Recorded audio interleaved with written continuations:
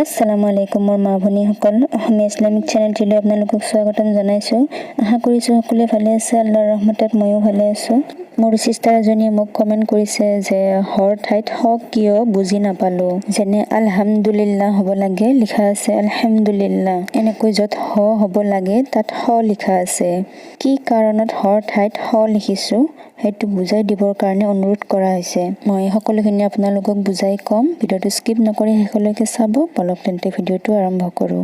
মোৰ মা ভনীসকল, যিসকল লোকে আৰবীত সূৰাবোৰ মুখস্থ কৰে তেওঁলোকৰ উচ্চাৰণবোৰ শুদ্ধ হয়, আৰু যিসকল লোকে আৰবী পঢ়িব নাজানে অসমীয়াত মুখস্থ কৰে বা ইংৰাজীত মুখস্থ কৰে তেওঁলোকৰ এটাই ভুল হয়, তেওঁলোকে হৰ জাগাত হ পঢ়িব লগা হয়।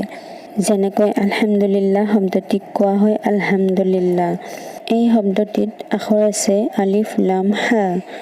ইয়াতে আলিফ লাম হা নহয় হা ব্যৱহাৰ কৰা হৈছে। আপোনালোকে সূৰাবোৰ মুখস্থ কৰোঁতে উচ্চাৰণবোৰ জানো শুদ্ধকৈ ওলায়, সেইবাবে মই হৰ ঠাইত হ লিখি দিওঁ। ইয়াতে চাওক, হা হৰফটোক ইংৰাজীত হা বুলি ধৰা হৈছে। ইংৰাজীত হা লিখিব নোৱাৰি আৰু উচ্চাৰণো কৰিব নোৱাৰি, সেইবাবে হা বুলি ধৰা হয়।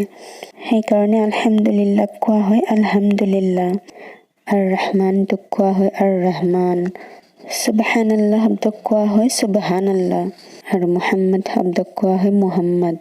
এনেদৰে য'ত হা থাকে ত'ত হা ব্যৱহাৰ কৰা হয়।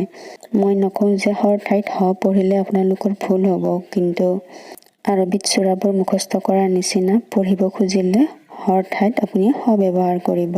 এই বিষয়টো আপোনালোকৰ ক্লিয়াৰ হৈ গৈছে বুলি মই আশা কৰিছোঁ। কিবা যদি বুজি নাপায় মোক কমেণ্টত জনাব। প্ৰয়োজন বুলি ভাবিলে এটা লাইক কৰিব, ভিডিঅ'টো যিমান পাৰে শ্বেয়াৰ কৰিব, মোৰ কাৰণে দোৱা কৰিব। আসসালামু আলাইকুম। এনেকুৱা ভাল ভাল ভিডিঅ' আগলৈ চোৱাৰ বাবে আমাৰ চেনেলটো ছাবস্ক্ৰাইব কৰিব, কাষতে থকা বেল আইকনটো প্ৰেছ কৰি দিব। কিবা জানিবলগীয়া থাকিলে কমেণ্টত জনাব। ভিডিঅ'টো যিমান পাৰে শ্বেয়াৰ কৰিব। আপোনাৰ এটা শ্বেয়াৰৰ কাৰণে হয়তো কোনোবাৰ উপকাৰ হ'ব পাৰে। আসসালামু আলাইকুম।